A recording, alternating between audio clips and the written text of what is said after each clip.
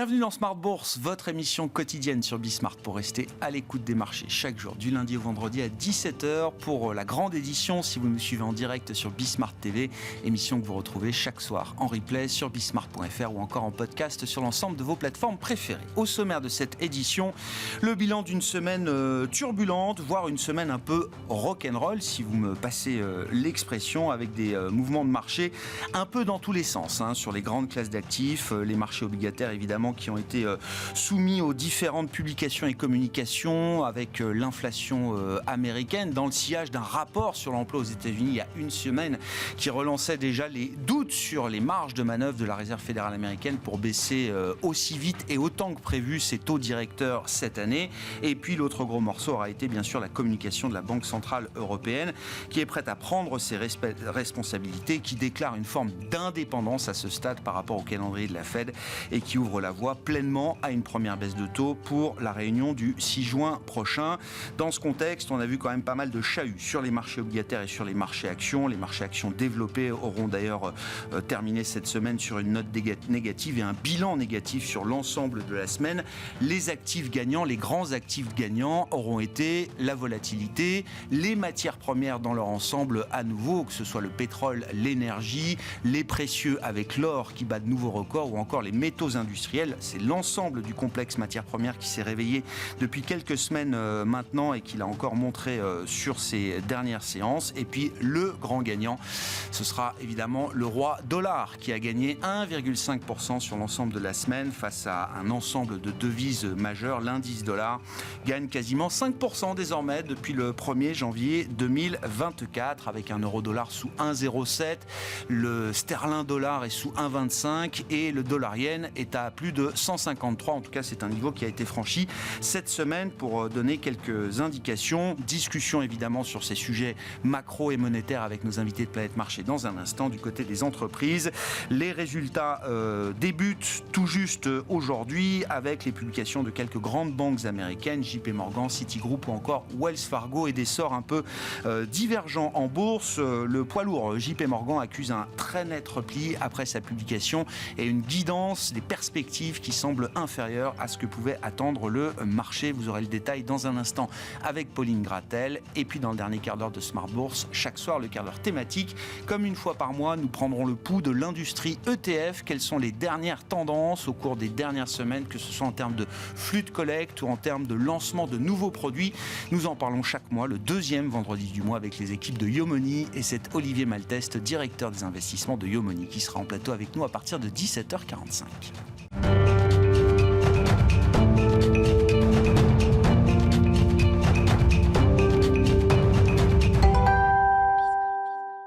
Semaine nerveuse, turbulente sur les marchés, les infos clés du jour, de cette fin de semaine et cette dernière séance de la semaine avec Pauline Gratel en ouverture de Smart Bourse sur Bismart. Les marchés bouclent une semaine turbulente. Les actions mondiales sont légèrement négatives sur ces derniers jours, avec une baisse de l'ordre de 1% pour les actions de la zone euro et américaine sur l'ensemble de la semaine, sur fond de remontée de la volatilité. L'indice VIX américain s'élevant jusqu'à 17 points environ cet après-midi.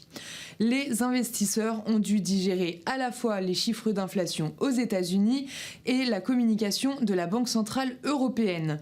Les mouvements sur le marché obligataire sont restés nerveux avec un 10 ans américain remontant à son plus haut niveau de l'année, encore à plus de 4,5% en cette fin de semaine. Les deux grands actifs gagnants de la semaine auront été le dollar qui a progressé de 1,5% face aux principales devises et l'or qui a franchi aujourd'hui le seuil des $2 400, l'once battant ainsi de nouveaux records. Place maintenant aux résultats avec ceux de JP Morgan pour commencer, qui fait état de résultats supérieurs aux attentes avec un chiffre d'affaires en hausse de 9% sur les 3 premiers mois de cette année à 42 milliards de dollars. Le bénéfice net bondit de 6% à 13,5 milliards. Ces résultats sont en partie dus grâce au montant des commissions de gestion d'actifs et banque d'investissement. En revanche, la banque a annoncé que son revenu net d'intérêt pourrait être inférieur aux attentes cette année et le titre perd 3% à l'ouverture de Wall Street. Dans une mesure moindre, le titre de Wells Fargo recule également après une déception sur le revenu net d'intérêt publié légèrement sous les attentes. Dans le secteur, c'est Citigroup qui est le gagnant du jour. Malgré une chute de son bénéfice net et un chiffre d'affaires en recul de 2%, le marché continue de saluer les efforts de réorganisation de la banque par Jane Fraser, la directrice générale. Une réorganisation qui aura toutefois un coût, plus de 14 milliards de dollars. BlackRock fait état d'une augmentation de son bénéfice net au premier trimestre de plus de 1,5 milliard de dollars. Les actifs sous gestion du groupe sont à des niveaux records, plus 15% par rapport à l'année dernière, soit 10 500 milliards de dollars. Les investisseurs saluent cette publication et le titre est en hausse.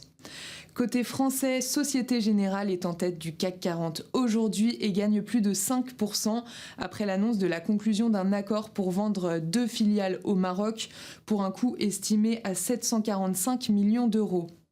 Enfin, Total Energy marque encore un record avec un titre à plus 2%, dopé par un baril de Brent qui est à nouveau au-dessus des 90 $ à cause des tensions au Moyen-Orient. Au-delà de Total Energy, c'est tout le secteur européen qui est en hausse aujourd'hui. Lundi, l'agenda macro sera assez chargé. Les investisseurs prendront connaissance de la production industrielle de février en zone euro, des ventes de détail américaines pour le mois de mars et de l'indice Empire State de la Fed de New York pour avril.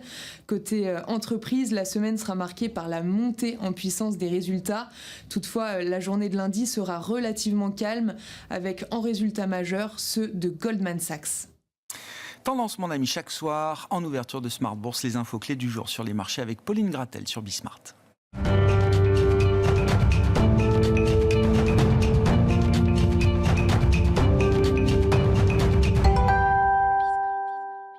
Trois invités avec nous chaque soir pour décrypter les mouvements de la planète marché. Philippe Usan est à nos côtés, directeur général adjoint et directeur de gestion d'IM Global Partner. Bonsoir Philippe. Bonsoir Grégoire. Merci d'être là. Merci à Pierre-Alexis Dumont d'être à nos côtés également. Bonsoir Pierre-Alexis, directeur action et convertible de Groupama Asset Management. Et Patrice Gautry nous accompagne également. Bonsoir Patrice. Bonsoir. Ravi de vous retrouver. Vous êtes chef économiste à l'Union bancaire privée. Comment est-ce que vous regardez le débat sur la divergence qui semble se matérialiser entre les perspectives de baisse de taux côté américain et côté européen, Patrice, en intégrant notamment les dernières données américaines depuis le rapport sur l'emploi la semaine dernière et les dernières données d'inflation qu'on a pu avoir pour le mois de mars, et de l'autre côté, la communication centrale de Christine Lagarde à la suite de la réunion du Conseil des gouverneurs de la BCE cette semaine.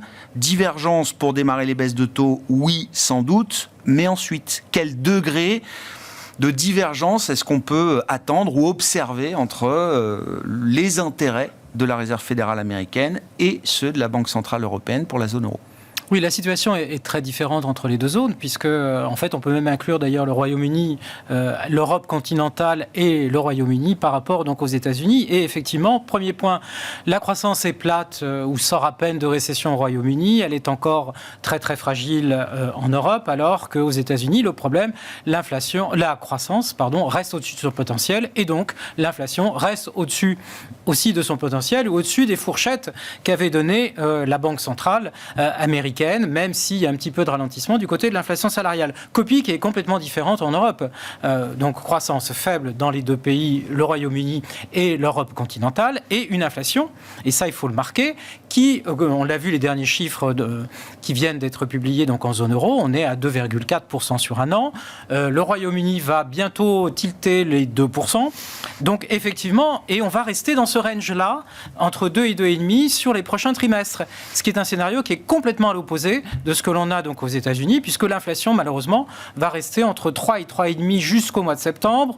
Peut-être, si on a un peu de chance et si on n'a pas trop de désordre en interne, on passera juste en dessous des 3%. Mais pour avoir 2,5, il faut se téléporter en 2025. Ah ouais. Donc, effectivement, il y a un espace de liberté et d'ouverture qui est en train de se créer à la faveur des banques centrales européennes, où elles peuvent prendre de l'initiative. Alors, initiative pour la Banque centrale européenne qui est confortée par l'évolution de l'inflation salariale. C'était ce qui embêtait Madame Lagarde en fin d'année, ce qui avait été aussi un petit peu confus en termes de communication, puisqu'on avait un nouvel indicateur indicateurs qui étaient sortis, qui montraient que les nouvelles négociations, avec des effets de rattrapage, notamment en Italie, nous amenaient sur une inflation qui était légèrement en réaccélération, mais visiblement, d'après les derniers indicateurs dont disposait Madame Lagarde, cette crainte est plutôt levée. Donc, avec 3 conditions, le scénario global de l'inflation, la désinflation, la transmission de politique monétaire qui est efficace dans la zone euro, donne confiance. On peut reprendre effectivement le libellé exact de la formulation qui permet cette déconnexion. Mais cette déconnexion, elle est là pour durer et elle devrait effectivement aussi avoir un impact sur l'évolution des taux. Et on n'est plus dans la Cadillac américaine sur les taux longs européens. On s'affranchit de l'ombre de la Réserve fédérale américaine de ce point de vue. Que la Fed ou la Banque d'Angleterre puisse commencer sans attendre la Réserve fédérale américaine, c'est une chose. Mais ensuite, quel est le degré de marge de manœuvre une fois la première baisse de taux enclenchée par la BCE pour continuer de baisser les taux, si c'est l'intérêt et si c'est ce que recommande la situation de l'économie en zone euro notamment. Si de l'autre côté, la Réserve fédérale américaine est toujours sur quelque chose de très hésitant. L'inflation aujourd'hui, dans toutes ces grandes économies, c'est d'abord un problème domestique. Alors, on met de côté, parce qu'il va falloir être vigilant sur l'évolution des prix des matières premières et la situation géopolitique au Moyen-Orient, puisque chaque week-end, on a des risques de quelque chose. Si on accepte effectivement ce facteur qui peut être important, on a des trajectoires, comme je le disais, sur l'inflation, qui permettent de tenir des rythmes au moins de 75 points de base de baisse de taux au Royaume-Uni et en zone euro. D'accord. Et plus si affinité, les affinités proviendraient d'une croissance qui est encore assez lente, d'effet de transmission d'un marché de l'immobilier, tant au Royaume-Uni qu'en zone euro, qui est quand même très mal en point. Et donc là, il y a un besoin effectivement d'oxygène. Ça va un peu mieux au Royaume-Uni, mais c'est encore assez mal orienté. Et puis, on revient sur cette histoire d'inflation salariale. Plus on va avancer dans le calendrier, les négociations salariales en Allemagne, par exemple, en fin d'année 2024, vont se faire, je dirais, de façon beaucoup plus calme. Donc, la comparaison sur un an va progressivement donc s'amenuiser, même si on est encore avec du 4 ou après du 3%, ce sera encore élevé, mais ce ne sera plus un facteur d'accélération des prix cœur. Ah ouais. Et donc là, ça donne du confort. Donc 75 points de base, mais on peut aller très bien à 100 points de base, alors que pour la Fed, on va refaire avec la comparaison. Si ça se passe bien, on a 2 baisses de taux, 2 fois 25. Si ça se passe pas bien, on en a une seule. Et puis, on va se poser sur la question... Pas bien, ça veut dire que la croissance nominale est trop forte pour permettre à la Fed de baisser ses taux. Donc ça se passe trop bien. Ça se passe trop bien du côté de la croissance. Oui, j'ai toujours du mal à dire que trop de croissance, c'est mal. Alors, trop bien du côté des taux de marge des entreprises, puisque le prix nominal, c'est la marge des entreprises. Mais effectivement, ça va résister du côté... Et surtout, le taux terminal ne sera pas du tout le même, parce que la Fed ne pourra pas aller aussi bas. Surtout qu'il y a le calendrier électoral qui vient jouer là-dessus, puisque on va être en pleine campagne électorale dans pas très longtemps. Mon sentiment, c'est que si on a déjà des doutes sur les baisses de taux de la Fed en 2024, on peut déjà commencer à s'interroger sur celle de 2025 aussi, en fonction du résultat des élections du 5 novembre. Et 2026, parce que 2026, je ne vois pas pourquoi il y aurait des baisses de taux s'il y a de la relance budgétaire. Celle à partir de 2025. Et les deux programmes, M. Biden et M. Trump, nous disent qu'il va y avoir de la relance de déficit budgétaire avec des dépenses qui vont augmenter dans des thématiques qui sont différentes, et personne n'a cure de ce qu'a dit le CBO en disant en 2054 la dette par rapport au PIB sera de 176%. On écoute peu effectivement ces gens-là, même s'il y a eu une sortie il y a 2 semaines du directeur du CBO, Congressional Budget Office, qui est l'organisme bipartite indépendant qui s'occupe notamment de réaliser les trajectoires de déficit et de dette aux États-Unis. Philippe, que vous inspire cette histoire de découplage, de désynchronisation? Quel degré de découplage est-ce qu'on peut attendre? Et qu'est-ce que ça génère dans le marché? On a vu que la semaine a été très turbulente quand même sur ces questionnements autour des chemins de politique monétaire de part et d'autre de l'Atlantique. Oui, voilà, c'est-à-dire qu'effectivement, il y a... Maintenant, on peut l'acter, un décalage de politique monétaire. Nous, on l'attendait parce que c'est vrai, vous l'avez très bien dit, la situation et en termes de croissance et en termes d'inflation, elle est quand même très différente des deux côtés de l'Atlantique. Il faut remettre les choses en perspective. L'inflation américaine, on n'est pas en 2021, on n'est pas en 2022. Elle a juste du mal, on va dire, à descendre sous les 2%, alors que nous, on y arrive. Puis on en reparlera sans doute, ça dépend aussi des modes de calcul. Mais bon, globalement, on a une croissance nominale qui est, allez, on va dire, de l'ordre de 5 aux États-Unis. Donc avoir des taux courts à 5, ça n'a rien d'étonnant. Alors qu'en zone euro, on a une croissance croissance nominale qui est peut-être, disons, de l'ordre de 2,5. Donc avoir des taux courts à 4, c'est beaucoup. Donc enfin, effectivement, on va avoir cette divergence. À la rigueur, on peut se demander pourquoi ils n'ont pas baissé les taux hier. Mais bon, ça, ils ont débattu. Certains l'ont proposé. Mais ce n'était pas le consensus. Et le consensus. Et on sait que Mme Lagarde, contrairement à son prédécesseur, aime le consensus, ce sera pour le mois de juin. Il y a d'avoir une majorité pour la première baisse de taux. Oui, absolument. Mais... Bon, donc, et puis c'est vrai que ça joue probablement sur la demande de crédit bancaire, ça joue sur les taux immobiliers. Bon, mais on sait que les taux souverains aussi, qui est quand même un élément très important pour l'endettement en zone euro. Bon, les taux longs sont déjà bas, on y reviendra. On est quand même en dessous de 2,5 déjà sur le 10 ans allemand. Bon, sur votre question sur est-ce que ça peut se prolonger, je dirais sans doute, mais ça dépendra beaucoup aussi de l'évolution de l'économie américaine. Pour l'instant, tout va bien, mais il y a quand même quelques petits signaux qu'il va falloir continuer à regarder. Puis évidemment, plus les taux restent haut longtemps, plus ça va quand même continuer à mordre sur les acteurs qui ont besoin de rouler de la dette. Voilà. Donc il ne faut pas non plus penser que l'économie américaine, elle est absolument immunisée à tous les... Le débat, ou en tout cas les paris affichés par certains qui nous disent il n'y aura pas de baisse de taux de la Fed, préparez-vous, il n'y en aura pas. C'est déjà un peu extrême pour vous, peut-être ? Ce qui est intéressant, et je reviens sur la deuxième partie de votre question, c'est quand même qu'il y a des réactions dans le marché obligataire qui sont colossal par rapport à, on va dire, à une différence de chiffre d'inflation. C'était 0,4 au lieu de 0,3 attendu. Enfin, donc on voit quand même, prend 20 points de base. On voit que le marché, exactement, le 10 ans prend 20 points de base, 20 points de base, c'est arrivé, de mémoire, c'est arrivé 10 fois dans les 20 dernières années sur une journée. Donc c'est un mouvement, un sismographe, le repère. Donc ça prouve quand même que le marché obligataire est quand même perturbé. On l'avait vu dans l'autre sens en fin d'année dernière quand les investisseurs s'était mis à anticiper 6-7 baisses de taux de la Réserve fédérale, simplement, effectivement, parce qu'on avait eu, à l'inverse, des chiffres d'inflation un petit peu en dessous des attentes, et que M. Powell avait ouvert la porte, on va dire, au pivot. Donc maintenant, on est revenu à quelque chose de beaucoup plus raisonnable. Mais il ne faut pas complètement balayer d'un revers d'une gueule le fait que l'économie américaine ne va pas forcément être à 2,5 sur toute l'année. Voilà. Donc ça, c'est à surveiller. Alors évidemment, ça soutient le dollar. Donc l'histoire n'a pas complètement changé encore.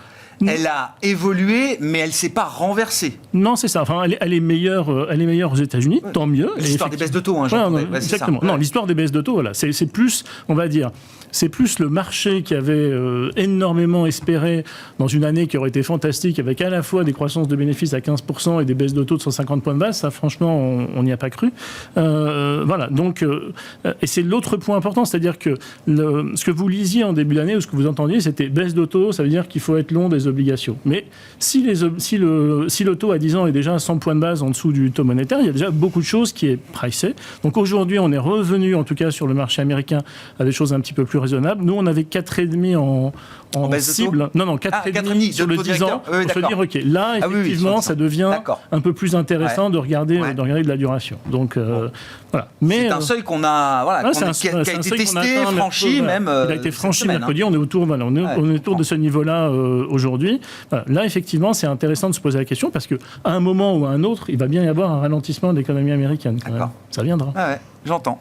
Le point intéressant, si je peux me permettre de rebondir effectivement par rapport à ce que l'on disait, c'est le programme d'émission du Trésor. C'est-à-dire, en fait, et là, on va avoir des annonces trimestrielles, mais aussi, on voit bien que derrière, il y a toute une stratégie qui est peut-être en train de changer, puisqu'ils auront la tentation d'émettre plus sur le court que sur le long, mais s'ils viennent sur le long, parce que derrière, il y a des programmes ambitieux de relance budgétaire, il faut appeler un chat, de relance budgétaire, donc aux États-Unis, avec l'un ou l'autre des candidats. Il faudra payer plus cher. Effectivement, il faudra payer plus cher. Et oui, on l'a vu avec les émissions du 10 ans et du 30 ans américain. Le 440, effectivement, alors là, c'est pas le nom de l'indice, c'est le seuil sur les obligations longues. Il pourrait malheureusement être encore challengé si jamais il y a un retour budgétaire et les agences de notation devraient peut-être aussi faire leur travail. Baisse compliquée pour les taux longs, oui. C'est difficile d'imaginer Enfin, toute chose égale par ailleurs, sauf accident est évidemment important, mais ça veut dire que par rapport à grande baisse des taux longs.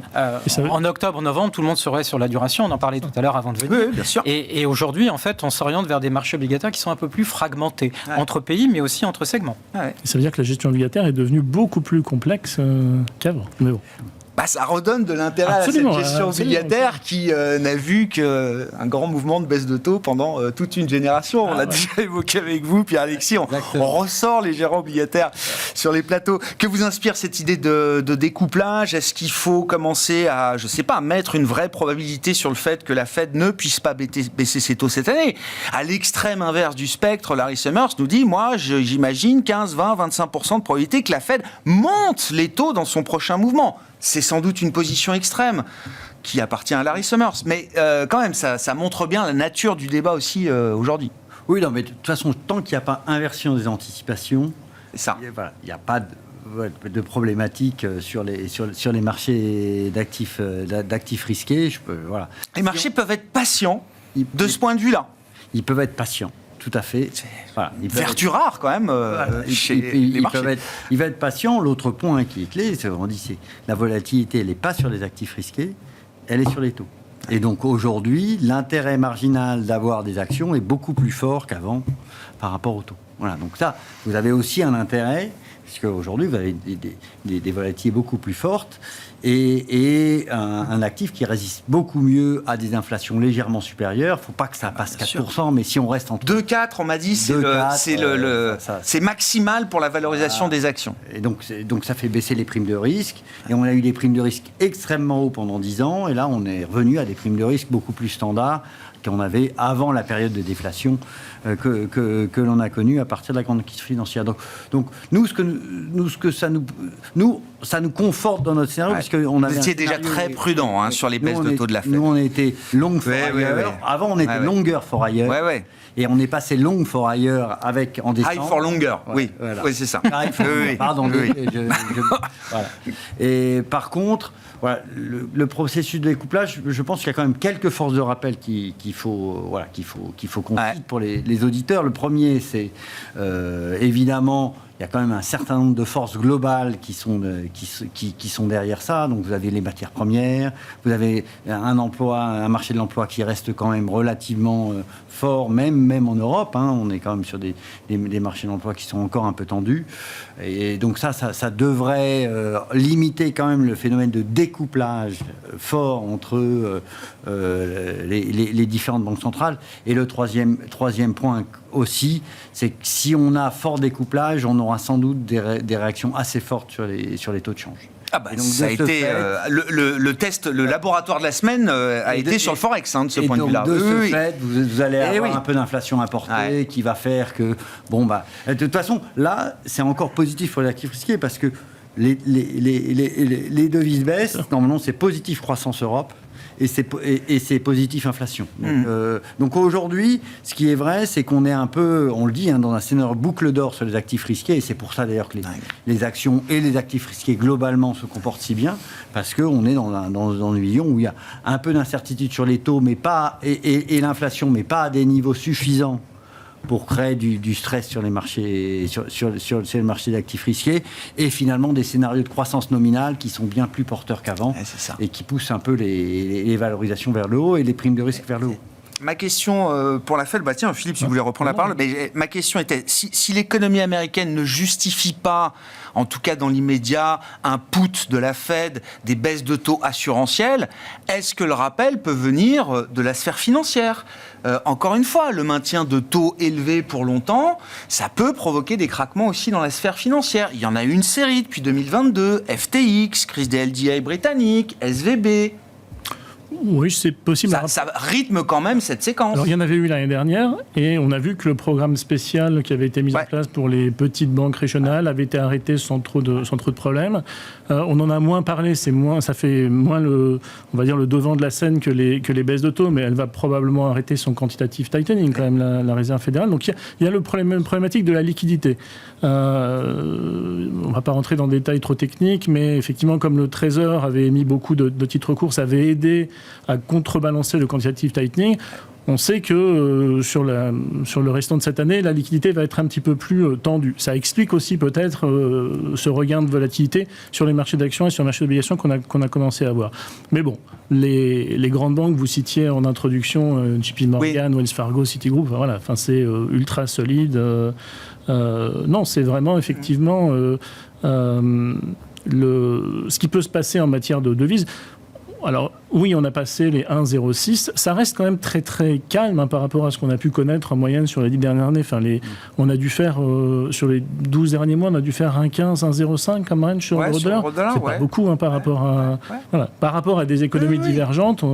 Et il a fallu quand même, depuis le début de l'année, il a fallu attendre mercredi pour que ça bouge un petit peu, alors que ce qu'on dit sur l'inflation et la croissance, c'était observable auparavant. Oui. Donc, on va dire la résistance des marchés de change est aussi assez forte. Bon, voilà, on va voir le yen restant un petit peu une exception. Mais bon, la Banque du Japon a quand même une politique beaucoup plus divergente.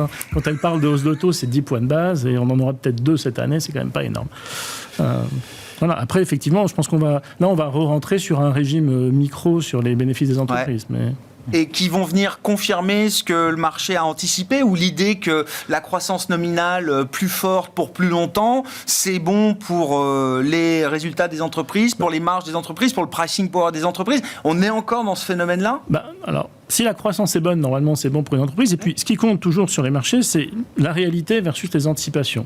Les anticipations, si vous prenez les actions américaines, les anticipations sur 2024, elles sont élevées. Elles sont à plus de 15% de mémoire. Mais en fait, quand vous regardez séquentiellement, pas au premier trimestre. Au premier trimestre, là, ce qu'on attend en moyenne sur le S&P, c'est 3% de croissance par rapport au T1 2023.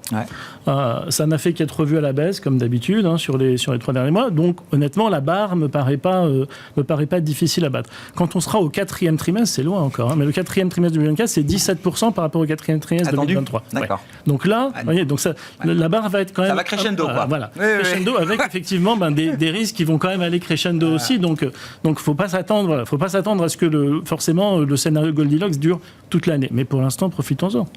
Qu'est-ce qu'on dit du pricing power des entreprises ? Et c'est un point avec les salaires qui a été souligné par Christine Lagarde dans sa conférence de presse. C'était d'ailleurs deux paris que faisaient les forecasters de la BCE. L'idée effectivement d'une modération du salaire, des salaires, peut-être même d'un regain de productivité devant nous, un rattrapage peut-être par rapport à ce qu'on observe aux États-Unis, et l'idée que les entreprises, à travers leurs marges, allaient commencer à absorber aussi une partie de la hausse des coûts unitaires du travail. Et ça a été mentionné explicitement. Je crois même que c'est dans le communiqué de la Banque Centrale Européenne hier, Patrice. Oui, tout à fait. Effectivement, il y a moins d'inquiétude sur ce sujet-là, alors qu'effectivement, c'était un gros sujet. Et est-ce que les investisseurs actions, eux, doivent commencer à s'inquiéter justement de cette situation ? Non, parce qu'en fait, et là je rebondis sur ce que vous venez de dire, c'est que le discours des entreprises, il est que l'activité est grosso modo normale. C'est-à-dire qu'en définitive, si on paye plus du côté des salaires, il y a aussi des économies de coûts.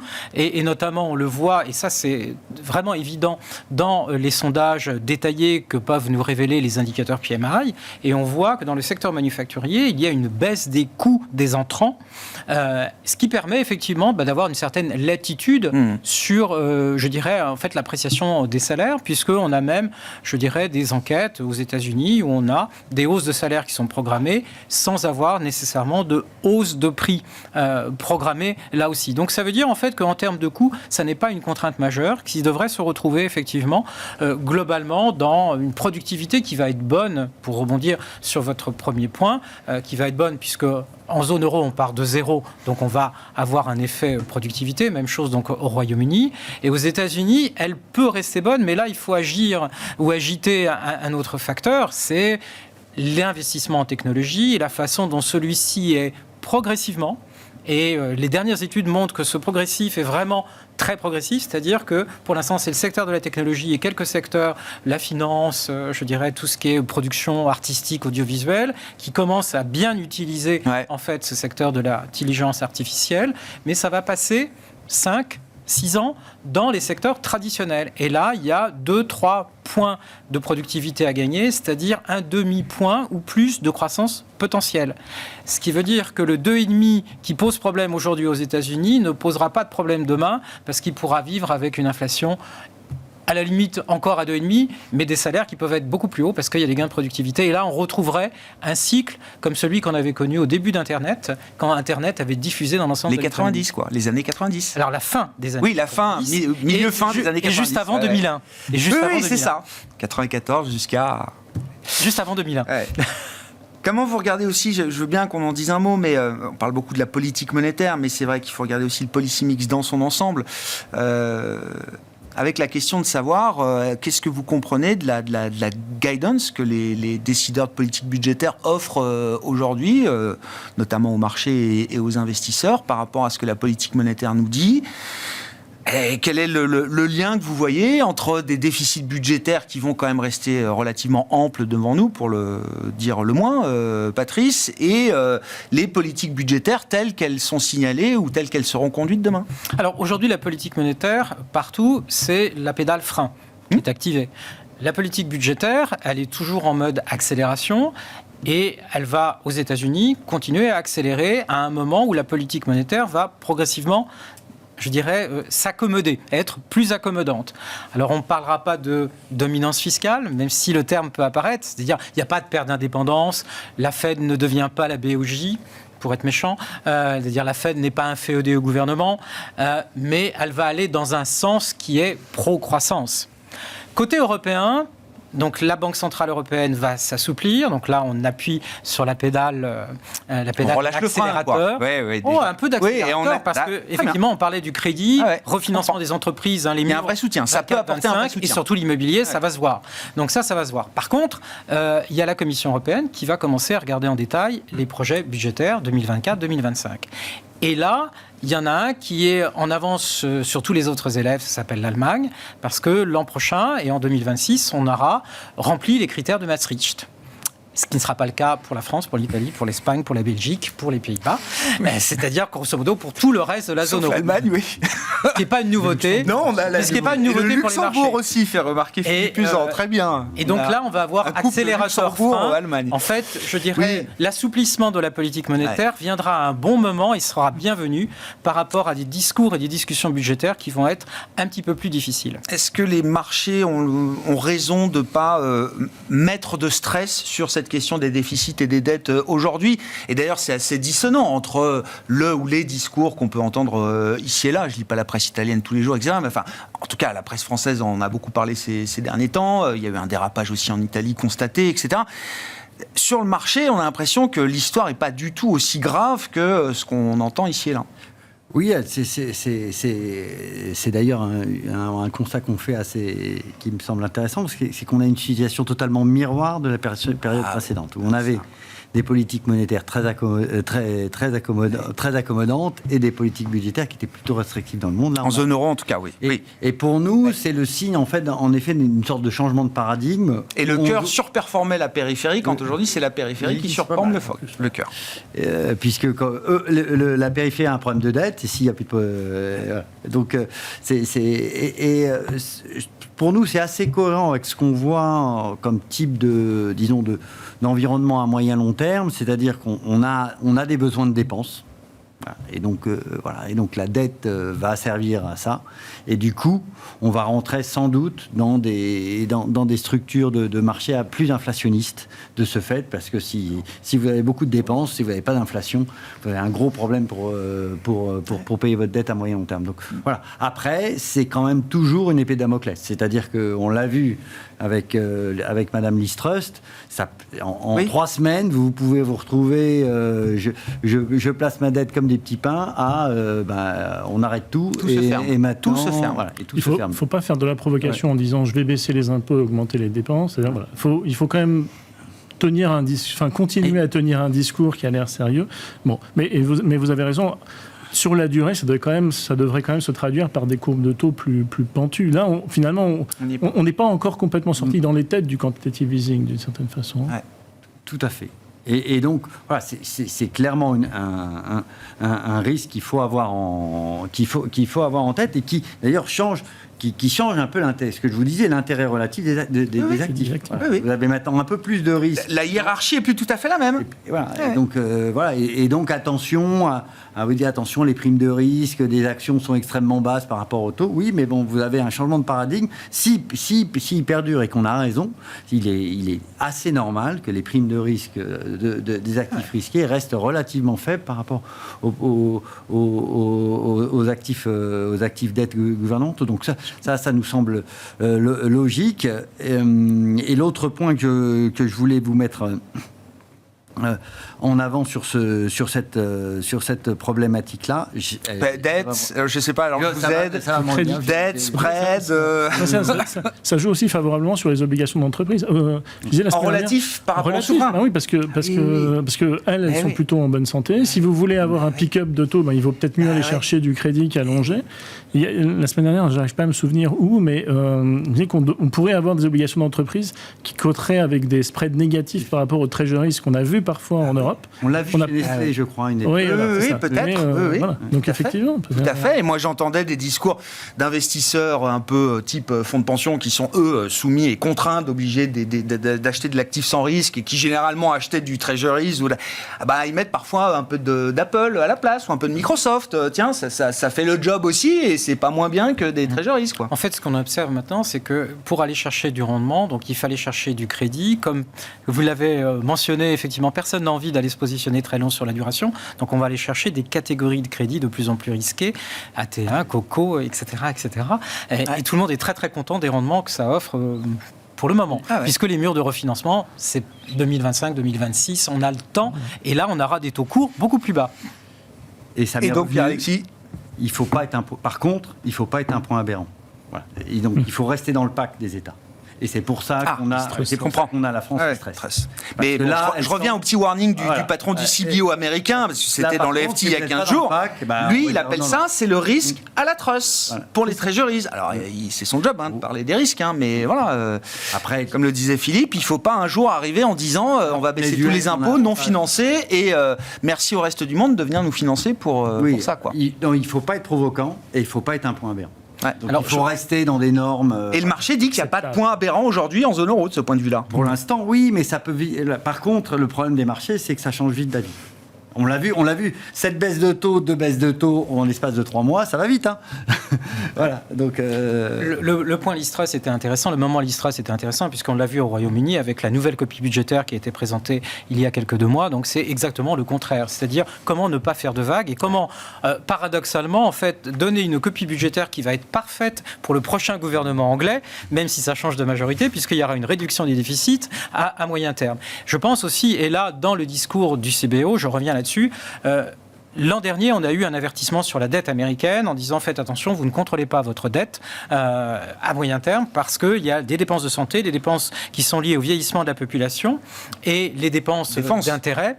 Les dépenses d'intérêt, mais en fait sur ces 2 points-là, c'est-à-dire qui sont des problèmes de moyen terme de la compétitivité de l'économie américaine, en fait l'État, et on l'a vu le débat budgétaire donc aux États-Unis qui vraiment c'est kick the can, c'est-à-dire on relève systématiquement en fait le plafond de la dette pour ne pas avoir à trancher ni dans les dépenses ni dans les décisions sur les impôts. Et là, ce diagnostic-là qui avait été fait il y a 1 an, il est tout à fait valide et il est même corroboré et encore appuyé par ces études 2030-2054 sur le budget américain. Si les agences de notation font bien leur travail, au mois de juin, au moment de la campagne électorale, elles vont venir avec une petite clochette en disant « Messieurs les candidats, s'il vous plaît, faites quelque chose sur... » je dirais les problèmes structurels à moyen terme de l'économie américaine. Il y a une grosse cloche, je pense. Parce que la petite clochette, je ne suis pas sûr que ce soit suffisant pour se faire entendre. Je pense que la petite clochette, elle pourrait être entendue par les marchés financiers. Puis ça peut se traduire par une prime de risque ou une prime de terme ou une prime sur le dollar. Mais là, ce sera une prime négative sur le dollar. Ah ouais, j'entends. On suit les émissions du Trésor américain, 10 ans, 30 ans, voilà, ça se place évidemment sans problème, mais il faut toujours rajouter un petit extra rendement pour être sûr que tout le papier et que le dernier dollar parte bien comme il faut. Bon, sur le plan des marchés, donc, dans quelle mesure il faut rester pro-risque, un peu, beaucoup quel type de risque en termes de classe d'actifs on a envie de prendre aujourd'hui, Philippe ? En matière de classe d'actifs, donc, l'environnement, il reste... comme dit, pour l'instant favorable aux actifs risqués. Donc il y a eu un premier trimestre très fort, avec encore une fois un ressort qui était différent. À la fin de l'année dernière, c'était les baisses de taux qui faisaient monter les marchés actions, globalement. Là, on a bien vu qu'ils arrivaient à trouver un nouveau ressort dans la croissance et dans la croissance des profits. On dit pour l'instant, tant que les anticipations restent raisonnables et possibles à battre, mais pour moi, c'est le cas dans le trimestre qui s'ouvre, même probablement sur le trimestre d'après. Pour l'instant, tout va bien. Donc sur les obligations, nous on était prudents sur la duration en début d'année, donc là on commence à penser, mais prudemment, à allonger, mais Voilà, mais ça se regarde. Aujourd'hui, c'est plus équilibré. Encore une fois, la question, c'est qu'est-ce qui est pricé et quel est l'upside, quel est le downside. La troisième chose, et ça, je voulais en parler parce que j'ai beaucoup entendu des investisseurs en Europe, et c'est complètement différent aux États-Unis, sur les 18 derniers mois, nous dire on n'a plus besoin de la gestion alternative. Quand les taux étaient à 0, il fallait faire autre chose. Maintenant qu'on peut avoir du 4, du 4,5, du 5, on va chercher un peu du crédit. Il n'y a plus besoin. Et donc, on a vu globalement, vous avez beaucoup de hedge funds au format UCITS qui ont fermé. Vous avez eu de la décollecte sur... Or, les performances sont bien meilleures. Les performances étaient bonnes en 2020. Meilleures que le monétaire. Ah ouais, elles sont bien meilleures que le monétaire. Enfin, si vous prenez un indice de hedge fund, vous êtes à 5% en dollars sur le premier trimestre. Ouais. Donc, et la meilleure stratégie, ça a été les CTA et les suiveurs de tendance. On est donc il y a un indice qui est calculé par la Société Générale SGCT, on est à 12% depuis le début de l'année, c'est-à-dire mieux que les actions et infiniment mieux que les obligations. Alors pourquoi ? Parce que, en général, les hedge funds, ils sont longs de cash en base de portefeuille. Évidemment, quand le cash rapporte 5%, c'est mieux que le zéro d'avant. Et ça leur donne aussi une facilité à prendre du risque parce que vous avez un coussin qui peut amortir les pertes. Et puis, vous avez eu donc de la dispersion sur les marchés actions, donc les long short par exemple. C'est vrai que c'est difficile pour les gérants actifs parce que même s'il y a un petit peu plus de titres qui battent l'indice, on est sur par exemple sur les S&P 500, on est à 40% des titres qui battent l'indice, quand sur l'année 2023 il n'y en avait que 1 sur 4. D'accord. Mais bon, s'il y en a 40%, ça veut dire qu'il y en a 60% qui font moins. Et donc si vous avez en pure sélection, si vous arrivez à identifier, voilà. Et puis les tendances ont été très fortes. Alors les suiveurs de tendance, eux, ils ont eu pour une fois, ils ont eu carton plein, ce qui est très difficile, mais ils étaient effectivement long action, short taux, long dollar, long matières premières. Tous les trades étaient bien. Tous les trades étaient bien. Et effectivement, du coup, il y a de la compensation aussi. Ça veut dire que, par exemple, en étant long action, même une journée comme mercredi où les marchés actions baissent, vous gagnez sur le dollar, vous gagnez sur le pétrole, vous gagnez sur l'or, et ils finissent une journée positive là où les actions et les obligations baissent. Donc, il y a quelque chose de diversifiant pour les portefeuilles, là où, effectivement, on est quand même dans un régime où les obligations sont quand même... sont plus, on va dire, le partenaire sympathique qu'elles ont été pour les actions pendant des années. Ouais. Et malgré, effectivement, cette rémunération du cash, aujourd'hui, il y a quand même peut-être de l'intérêt à aller chercher des stratégies oui, parce que du coup, ça veut dire parce que ça veut dire que là, on peut aller chercher, sur des stratégies de gestion alternative, sur une année, on peut aller chercher des performances à 2 chiffres. Ouais. Donc, ça reste tout à fait... Et avec une volatilité qui est évidemment plus basse que ce qu'on a sur des actifs risqués traditionnels. Je reprenais, mais je ne l'ai plus, mais l'Eurostock 50, au terme du premier trimestre, faisait un plus 12, plus 13. Juste les actions zone euro. Non. Ouais. Si. Ouais. C'était pas mal quand même. C'était une des meilleures performances du premier trimestre. J'étais au 10 avril. Au 10 avril. Alors effectivement, depuis 15 jours, ça a un peu changé. Oui, sur les marchés, notamment sur les marchés actions, Pierre-Alexis, est-ce que ce qu'on a vu au premier trimestre, je ne dis pas que ça se défait, mais en tout cas, les tendances depuis le début du mois d'avril sont peut-être plus forcément les mêmes. Premier trimestre, on a eu surperformance de la zone euro, le Japon, bien sûr, et puis en zone euro, c'était le secteur bancaire, c'était l'industrie, c'était des secteurs comme l'automobile, plutôt value, etc. Là, en tout cas, sur la semaine, on a vu le Nasdaq revenir, on voit les actions émergentes qui font mieux maintenant que les indices développés. Donc, est-ce qu'il faut se préparer à capter un nouveau mouvement de rotation, ou est-ce que les tendances du premier trimestre, si on considère que il faut toujours être risk-on, sont des tendances encore porteuses ? Non, mais vous pouvez avoir des risk-on qui... Voilà, les marchés sont des êtres vivants. Non, on voit quand même des différences assez notables par rapport à ce qu'on a eu pendant quand même maintenant quasiment 18 mois, qui sont que...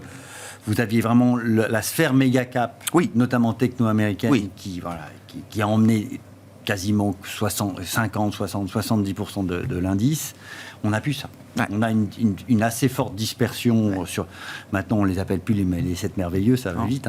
Voilà. Qu'est-ce qu'on m'a dit, les Fabulous Four maintenant? Il y en a plus de 4. Le meilleur et le moins bon depuis le début de l'année. Ouais. Donc, voilà. Et ça, mais ça, nous, on considère que c'est positif, tout simplement parce qu'on a eu un premier phénomène, ou un choc technologique, où on voit une concentration sur... les acteurs directs. Légitimes, tout à fait. Et puis après, vous avez un phénomène de diffusion. Ouais. Et nous voyons aujourd'hui ce phénomène de diffusion Aux États-Unis, c'est très clair, puisque maintenant, c'est les mémoires, les producteurs d'électricité, le cloud et autres qui commencent à profiter de ce un rayonnement, phénomène, un phénomène de rayonnement. Et ça, a priori, ça évite l'effet de bulle. Ouais. Donc, nous, on trouve que c'est positif. Deuxième point qui nous semble assez positif, un peu plus de retour sur toute la partie M&A, sur toute la partie opération sur capital, bien sûr. Oui, bien sûr. Et ça, c'est essentiel. Ouais. Pourquoi ? Parce que aujourd'hui, si vous restez concentré sur 10-15 valeurs, on sait tous comment ça va se finir. Il va y avoir un phénomène d'exubérance trop forte, et vous allez avoir un choc de marché important. Et en quoi le M&A résout la situation ? Ça veut dire quoi ? Ça veut dire que vous avez des acteurs industriels qui trouvent preneurs pour d'autres actifs. Et donc, vous n'êtes pas dans des phénomènes où, en fait, les valorisations sont totalement déconnectées et ne permettent pas aux acteurs industriels... Ça signale qu'il y a de la valeur ailleurs. Et deuxième point, ça vous permet, notamment sur les sociétés qui sont un peu en difficulté, de vous restructurer. Avant, vous ne pouviez pas céder des actifs.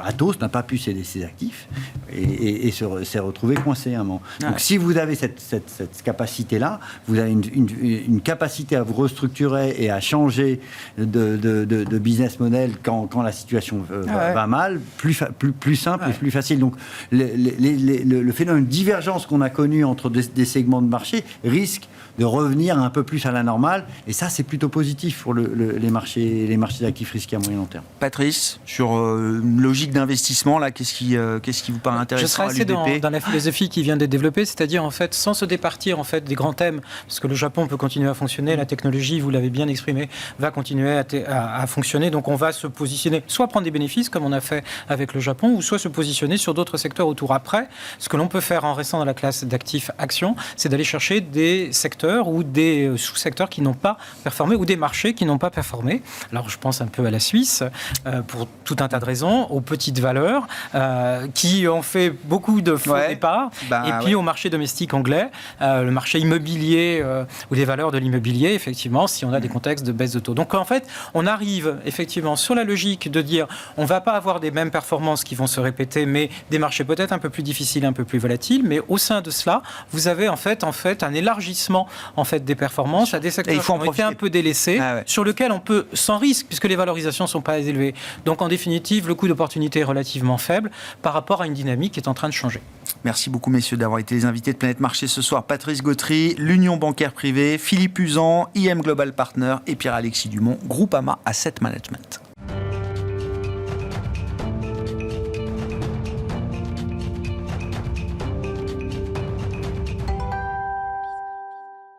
Le dernier quart d'heure de Smart Bourse chaque soir, c'est le quart d'heure thématique. Et une fois par mois, le deuxième vendredi du mois, nous avons rendez-vous avec les équipes de Yomoni pour prendre le pouls des dernières tendances au sein de l'industrie ETF, de la gestion passive comme on l'appelle. Et c'est Olivier Malteste, directeur des investissements de Yomoni, qui est à mes côtés en plateau. Bonsoir Olivier. Bonsoir Grégoire. On fait le point d'abord avec vous chaque mois sur la tendance en matière de collecte, en référence à ce qui s'est passé au mois de mars, bien sûr. Olivier, j'ai regardé rapidement les résultats de BlackRock pour le premier trimestre qui était publié aujourd'hui. Les encours ont progressé de 15% à plus de 10 trillions. Donc je me dis que le mois de mars a dû être un mois de collecte positive à nouveau pour l'industrie. À nouveau un mois de collecte positive. On a environ 10 milliards de collecte sur le mois. Donc c'est ralenti un peu depuis les 5 derniers mois. Donc vraiment depuis le mois d'octobre. C'est un mois qui est relativement, j'allais dire faible, qui ralentit un petit peu. Mais 10 milliards, ça reste quand même une forte collecte. Depuis le début de l'année, dans ce premier trimestre, on a plus de 44 milliards de collecte sur les ETF en Europe. Si on veut faire une référence par rapport à 2023, on était à 40 milliards et demi, donc c'est en progression par rapport à l'année dernière, une belle progression sur l'année. Donc voilà, 10 milliards de collecte. Oui. Et la classe d'actifs grande gagnante de ce mois de mars en termes de collecte, les actions. Ce sont les actions. Ce sont les actions. Donc là, on se souvient 2023, le marché obligataire, les ETF obligataires collectaient beaucoup. Là, on est revenu sur quelque chose d'un peu plus classique avec un peu plus de 9 milliards 4 de collecte sur les actions sur le mois. Alors que sur les obligations, on est à un peu plus d'1 milliard, donc une collecte relativement faible. On a eu un marché encore risk-on, encore sur le risque. Et donc, la collecte s'est porté vraiment sur les actions.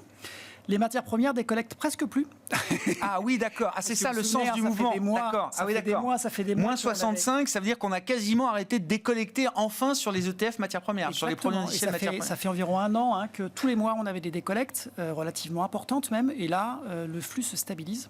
On rentrera peut-être dans le détail un peu plus tout à l'heure sur les matières premières, à moins qu'on voulait commencer. En fait, moi, ce qui m'intéresse sur les matières premières, c'est l'or, pour dire les choses. Oui, parce que là, tout le monde nous dit qu'il n'y a pas de collecte sur les ETF or, en tout cas ceux qui sont domiciliés ou en Europe ou aux États-Unis. Et donc, ce sont d'autres drivers qui poussent l'or à la hausse, en tout cas. Exactement. Alors, sur les métaux précieux, c'est relativement flat, donc il n'y a pas de décollecte. Par contre, l'or décollecte 1,5 milliard encore sur le mois. Donc, on continue à décollecter au niveau des ETF. Incroyable. Et c'est les autres métaux qui viennent inverser un peu la tendance. L'argent, notamment, collecte beaucoup via ETF et ETP. D'accord. Mais l'or continue de décollecter sur le segment ETF. Et donc, je vous confirme qu'effectivement, les flux qu'on a sur l'or et la hausse qu'on voit sur l'or, les banques centrales n'achètent pas d'ETF pour acheter de l'or. Oui, non, ils n'ont pas besoin, oui. Mais et puis ailleurs en Asie, on peut avoir aussi là peut-être des produits indiciels ou en tout cas du retail qui achète à travers d'autres produits, mais il y a bien quelqu'un qui achète. L'or continue de décollecter. Oui, c'est ça. Mais c'est pas sur les ETF que ça joue. Exactement. D'accord. La dynamique ESG est toujours intéressante à regarder. Oui. C'est un filtre standard maintenant du marché. Et on sait que c'est compliqué sur le ESG depuis 2 ans avec les performances. Et c'est encore un tout petit mois de collecte. On a moins d'1 milliard de collecte sur le ESG. On a 850 millions uniquement de collecte sur le ESG. Et fait marquant, sur les actions, donc tous les ETF actions qui ont un filtre ESG, on est plutôt en décollecte à moins 150 millions, donc c'est une toute petite décollecte, mais c'est une décollecte. Et nous, chez Yomoni, on regarde les flux de l'ESG depuis avril 2021, on n'avait jamais vu de mois de décollecte sur les ETF actions. Donc ça décollecte un petit peu sur le ESG. Sur l'obligataire, ça collecte. Alors là, par contre, c'est pratiquement tous les flux, donc 90% des flux sont sur des ETF obligataires maintenant. ESG. Exactement, donc ça c'est aussi... Ça devient un standard. Ça devient un standard, tout à fait. Et donc, cette décollecte et des flux vraiment très, très faibles sur l'ESG, ça s'explique certainement par les performances. Et même lorsqu'on regarde au niveau indiciel, en fonction des méthodologies que vous avez, si on prend un indice monde, par exemple, vous avez entre le SRI PAB, le ESG, les trend leaders, enfin, toutes les différentes thématiques que vous avez depuis le début de l'année, vous pouvez avoir jusqu'à un peu plus de 3% d'écart de performance sur un trimestre. Donc, on voit aussi que c'est compliqué de vraiment analyser les méthodologies et de voir les risques qu'on prend par rapport au biais ESG. Donc tout ça explique qu'on a encore un tout petit mois de collecte ESG sur le mois. Qu'est-ce qu'on peut dire du point de vue des émetteurs ? Alors j'évoquais, c'est le jour où BlackRock a publié ses résultats du premier trimestre. Est-ce que BlackRock est numéro 1 toujours ? Oui, toujours numéro 1 en termes d'encours. De toute façon, il représente plus de 44% en termes d'encours en Europe sur les ETF. Donc ils ont un volume et les places, les premières places ne bougent pas globalement en termes de collecte. Ce qu'on peut dire, c'est que DWS continue à faire une bonne collecte depuis le début de l'année sur le mois de mars. Là où Amundi, sur le mois de mars, a eu une collecte un peu moins importante globalement. Mais on voit que de toute façon, en termes de grande masse, il faut vraiment descendre au 17e rang des émetteurs en Europe pour arriver à avoir des échanges entre Vanek et Ociam, par exemple, ce genre de choses. Sinon, les places sont quand même bien attribuées. Figées. Oui. On a peut-être d'autres fusions, il y a des fusions des rachats, mais voilà, sinon les places sont quand même relativement figées en termes d'émetteurs sur le marché européen. Il y a une spécificité autour de JP Morgan, vous dites, qui est un gros collecteur de produits, de collecte ESG, c'est ça ? Exactement, on commence vraiment à ségréguer, à regarder la collecte sur le non-ESG, sur l'ESG. JP Morgan, depuis le début de l'année, est le plus gros collecteur sur vraiment les ETF ESG globalement, et fait aussi un très très bon mois de mars. DWS, qui était le deuxième plus gros collecteur, fait un mois un peu moins soutenu en termes de collecte. Et Amundi, qui est le troisième depuis le début de l'année en termes de collecte ESG. On voit que là, pour une fois, on arrive à avoir BlackRock qui est pas premier en j'entends, intéressant. Des collectes sur le mois de mars en termes d'ESG. Donc, on a vraiment un gros écart en termes de collecte ESG. Et JP Morgan reste relativement important depuis le début de l'année en termes de collecte sur les ETF ESG. À propos de BlackRock, si on regarde les lancements de nouveaux produits sur le mois de mars, il y a un produit qui a attiré l'attention de toute l'industrie, je crois, c'est ça, lancé sous la marque iShares, qui est la marque de BlackRock, qui permet de répliquer les actions mondiales et qui est un produit PEable. Exactement, exactement. Donc c'est un ETF PEA qui traque le MSCI World, qui va répliquer le MSCI World, mais qui est PEA. Et c'est intéressant. Alors, ça effectivement, c'est le lancement qui a animé le marché en termes de lancement et en termes d'intérêt. Pourquoi ? Parce que des ETF PEA qui répliquent le monde, il y en a peu. Donc ça rajoute un petit peu de concurrence. Et c'est intéressant sur plein de points. Déjà, ça veut dire que... Je rappelle, PEA, normalement, au départ, c'est actions françaises et un peu d'actions européennes. C'est ça. Exactement. Et là, on peut jouer sur le terrain mondial. Exactement. Donc nous, on a investi beaucoup chez Yomoni sur ce type d'ETF pour justement, dans notre PEA, pouvoir s'investir sur le monde entier. Et ce sont des ETF qu'on appelle synthétiques. Donc vous avez deux manières. Lorsque vous gérez un ETF pour répliquer un indice, vous avez la méthode qu'on va appeler réplication physique, qui consiste à acheter directement les actions pour répliquer l'indice et détenir directement les actions. Et vous avez la méthode synthétique qui consiste à acheter un panier d'actions et d'échanger à l'intérieur d'un contrat dérivé la performance de ces actions contre l'indice que vous voulez répliquer. Donc, typiquement, pour être éligible au PEA, vous devez détenir des actions européennes. Donc l'ETF va acheter des actions européennes, échanger la performance de ce panier d'actions européennes contre, là en l'occurrence, l'indice monde. Et c'est ce qui permet d'avoir un ETF qui va répliquer l'indice monde et qui va être éligible au PEA. Ce qui est intéressant, alors c'est intéressant à plein de titres ce lancement. Déjà c'est intéressant parce qu'il y a un petit peu la guerre historiquement entre les investisseurs, les émetteurs américains et les émetteurs européens. Les Américains étaient vraiment réplication physique entièrement et BlackRock fait pratiquement pas de que de la réplication physique. D'accord. Exactement. Et c'est vraiment, il y avait eu une guerre au moment de la faillite de Lehman Brothers, notamment pour dire attention, le synthétique peut être dangereux. Donc vraiment, il y avait cette dichotomie entre les émetteurs américains et les émetteurs européens qui, eux, utilisaient beaucoup plus de produits dérivés et donc faisaient beaucoup plus de réplication synthétique. Donc on voit que BlackRock aussi commence à faire du synthétique. Ça montre aussi que BlackRock s'intéresse au marché français. Bah oui, j'allais dire pourquoi c'est eux qui nous proposent ça. Exactement. Donc, vous avez Amundi, vous avez BNP, d'autres émetteurs, mais c'est quand même BlackRock qui s'intéresse du coup au marché français pour le côté PEA. Nous, on voit ça vraiment comme un signal en disant que les ETF vont continuer à vraiment percer. On sait que la France est un peu en retard par rapport au reste de l'Europe et par rapport au reste du monde. Donc BlackRock se dit, voilà, les DIC vont certainement... Oui, parce que là, c'est un produit dédié spécifiquement au marché français. Oui, parce que le PEA n'intéresse que les Français. Et donc ça, c'est intéressant. C'est intéressant aussi à ce niveau-là. Et c'est vrai que ça rajoute un peu de compétition. Là où Amundi avait déjà un ETF PEA monde. Et donc, ça va rajouter un petit peu de compétition, ce qui est toujours bon. Nous, en tant qu'investisseurs, on est toujours heureux. Plus il y a de compétition, plus les fronts vont baisser et donc, plus les porteurs en bénéficient. Et sur cette réplication synthétique, effectivement, quand c'est un univers action mondiale, c'est des processus, une gestion parfaitement maîtrisée. Parce que moi aussi, depuis que je suis l'industrie, le risque synthétique, on m'en a toujours parlé, quoi. Oui, alors c'est un risque qui est très encadré. L'actif physique que vous portez, en fait, sert de collatéral en cas de défaut. J'entends. On échange, c'est ça. Exactement. En général, vous êtes surcollatéralisé, c'est-à-dire que vous détenez plus d'actions et c'est ce qui permet de couvrir le risque. Et c'était vraiment les débats qu'il y avait notamment au moment de la faillite de Lehman où vraiment les émetteurs américains disaient attention, c'est dangereux du coup le synthétique.